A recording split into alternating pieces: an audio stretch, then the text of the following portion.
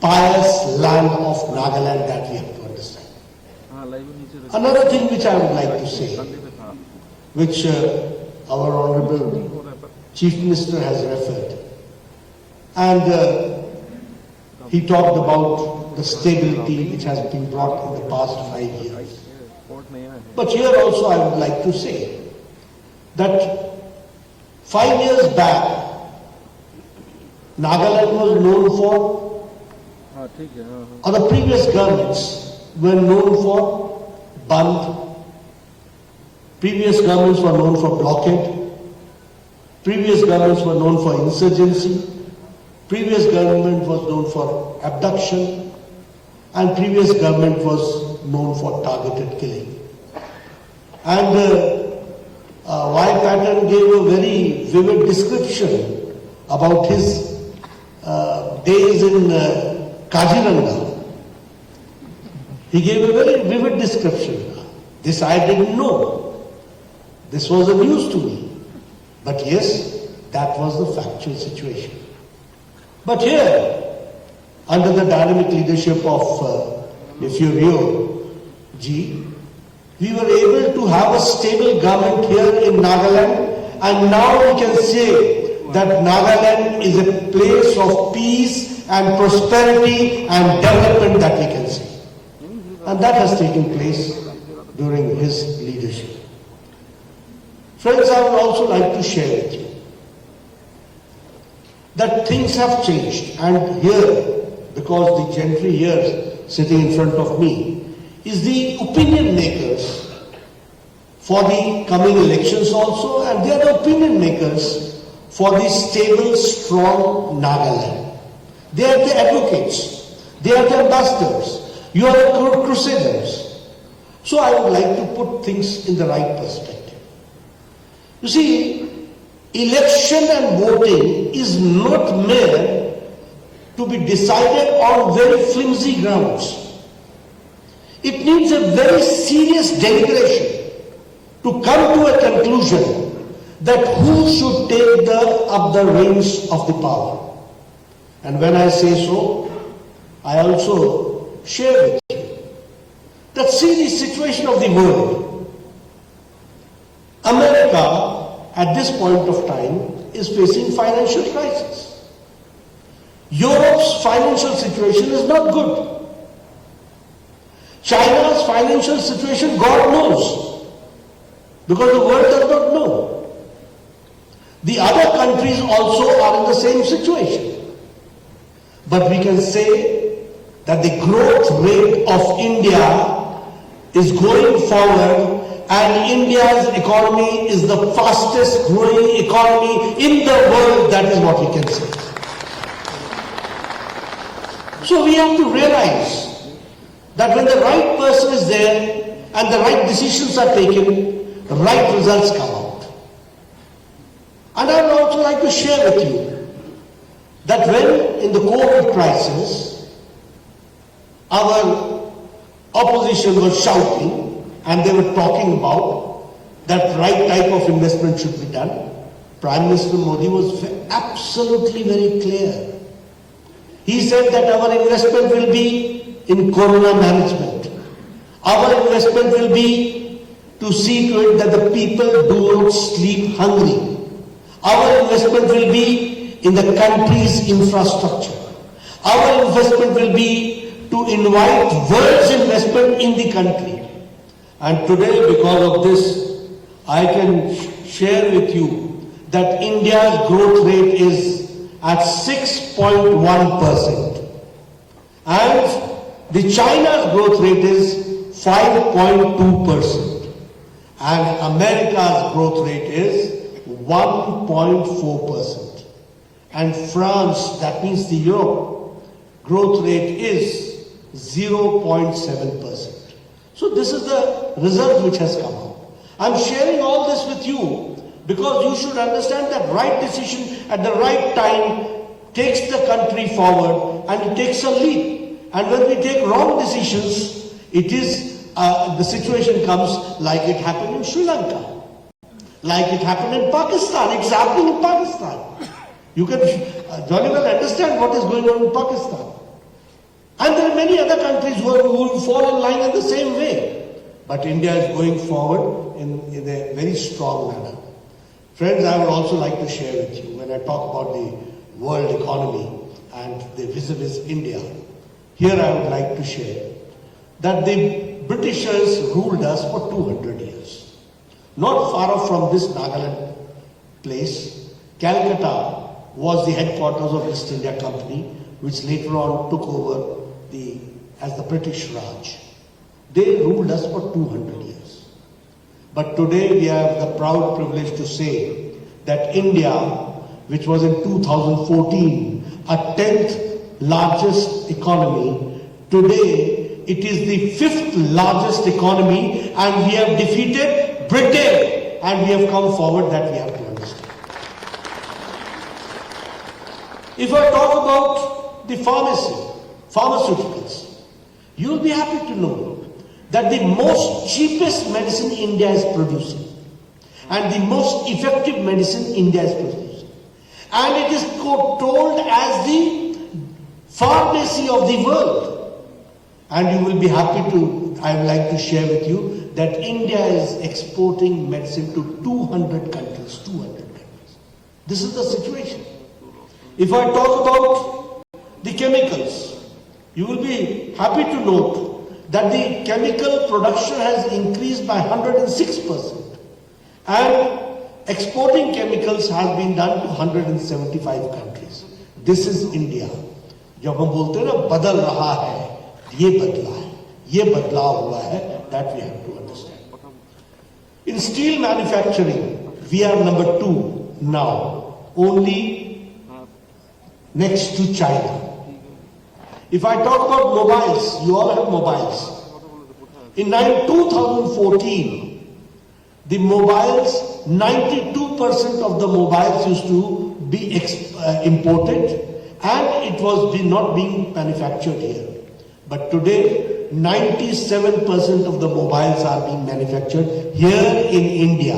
And even now you will find in Apple smartphone, it is written made in India. This is the change which has taken place. And all this I'm sharing with you because these are the benchmarks which talks about the Indian economy under the dynamic leadership of Prime Minister Modi. If I talk about automobile industry, I'd like to share with you, when I was a child, I was told that vehicles means American vehicles, Plymouth. Vehicles means Japanese vehicles. That means Datsun and Toyota. But today you will be happy to note that we have surpassed Japan, and we are the 3rd largest automobile industry in the world. That we have to understand. And only 2 countries are ahead of us, China and America. Rest we are the 3rd. This is the situation, this is the change which has taken place, and we have to understand. In the consumption of energy is one of the benchmarks to understand the development of the nation. You will have happy to know that India is the 3rd energy consumption behind China and US only. And in renewable energy, India ranks 4th. And we are behind China, Europe and US. So you can, because consumption of energy and renewable energy is the benchmark to understand the development of the nation. And so this we'd like to share with you. Friends, under the dynamic leadership of Prime Minister Modi, and which has been also taken care by our dynamic Chief Minister, Mr. Rio, and support by Y. Patil, I'm happy to share with you that India has been one of the best countries in COVID management. Even today, America, the vaccination has reached only 76%. In Europe, it is not more than 67%. But in India, it is 100% vaccination has taken place. And double dose with booster. You all are sitting here very close to each other. Nobody is wearing mask. This is only possible because Prime Minister Modi has given you a Suraksha Kavach. A Suraksha Kavach means a safe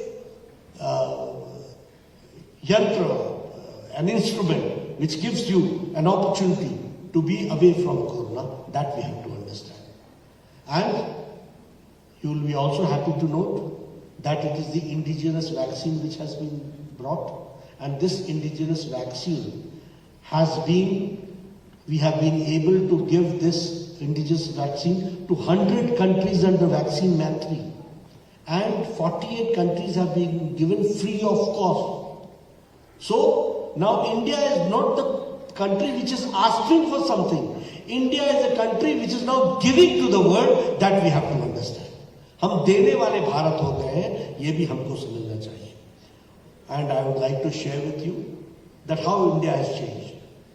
The Japanese encephalitis, the medicine came in 1930 in Japan and in 2006 in India. The IPV vaccine came in 1955 and in India it came in 2015.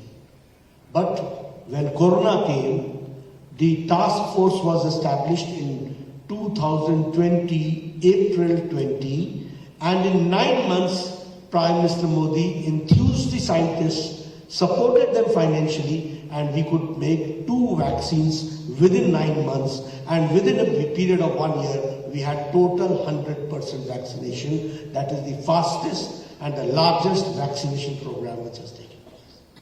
This is the situation which has come.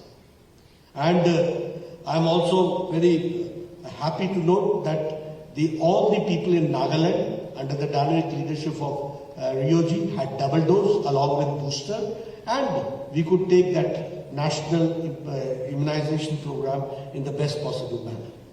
Friends, as far as the tribals are concerned, the Prime Minister Modi has got a great respect for the tribal culture, for the people of tribal, and we want to see to it that they should not be left behind. They should be brought into the mainstream. The Prime Minister's choice for the President Draupadi Murmu as the President of India, she is the first tribal lady who becomes the President. Prime Minister Modi in his cabinet has got 8 ministers from tribal community. We have got 3 governors from the tribal community. And if you talk about scholarships, if you talk about Eklavya Vidyalaya, if you talk about the expenditure on the tribal students, everything has been enhanced only to see that no tribal child is left behind. Mainstreaming should take place and it should be developed in that holistic manner. That is what I would like to share with you. Friends, when I talk about, and Mr. Ryoji has also talked about, but when I talk about Nagaland, I can share with you that in 2006 and 14, Northeast witnessed 8,700 violent events. That was Northeast. And in comparison, after 2014, the reduction has been 74%. And all this has been done under the dynamic leadership of Mr. Rio, along supported by Mr. Pai Patton, that we have to understand. If I talk about the Eklavya schools, the 217 crores were spent, but now 1,400 crores are being spent for Eklavya schools. If I talk about the tribal student expenditure, it was 11,000 crores. Now it is 42,000 crores. If I talk about the scholarships, it was 970 crores. Now it is 2,500 crores. If I talk about the tribal sub-plan, it was 21,000 crores. Now it is 86,000 crores. So you can understand how much has been focused and priority has been given for the people staying in the tribal area and for the tribes, how much mainstreaming has been done. Friends, if I talk about Nagaland, I can say that 3,235 crores have been given for the highways in Nagaland.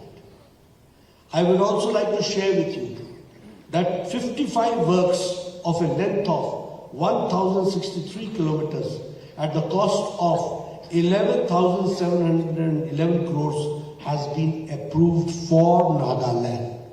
This is national highway. If I talk 667 kilometers national highway network has been added in Nagaland in the past 6 years, which comes to an enhancement of 76%. So, as Rioji himself said, that now national highways, we can see national highways coming up. We can see these projects are coming up. This is mainstreaming. For a long time, you yourself said that MLAs were staying in Kaziranga and nobody was there to take care. It was known for Bandh, it was known for blockades, it was known for insurgency, it was known for abduction, it was known for targeted killing. And now it is for peace and prosperity and development. This change has taken place. So, the gentry here, who are the advocates, who are the crusaders, who are the ambassadors, you have to take these issues to the masses to make them understand that elections is a serious effort and election is a serious issue, and so we should see whom to select and whom not to select. That I would like to share with you. If I talk about the railways, I can say that the 82-kilometer broad gauge route of Dhansiri to Assam, Jubja in Kohima, that has been done. The national highway network state today 880 kilometers in 2014 and now it is 1,542 kilometers. Dimapur railway station was made in 1903, more than 100 years. Dimapur railway station was made in 1903. And after that, the Shokhuvi railway station came more than 100 years later, and that we have to understand. And not only that, now the rail infrastructure is being increased. Railways are not only railways. Railways is the means of economic development. Railways is the means of prosperity. Railways are the means of your enhancement in your life. So that is what Prime Minister Modi is doing, and of course the full support is there from our Chief Minister Rioji. Here also we have decided that we will invest in the Ayurvedic centers. Ayurveda college will come, Ayurveda research center will come. The same way Ayush healthcare sector in Nagaland, 100 crores of investment is to come. The same way a new medical college in Mon is going to come, and the same way I am told that the Ayurvedic college is going to come in Longland. So all this shows that as far as the health is concerned, as far as the infrastructure is concerned, as far as education is concerned, we are all set to go forward in the right direction. Friends,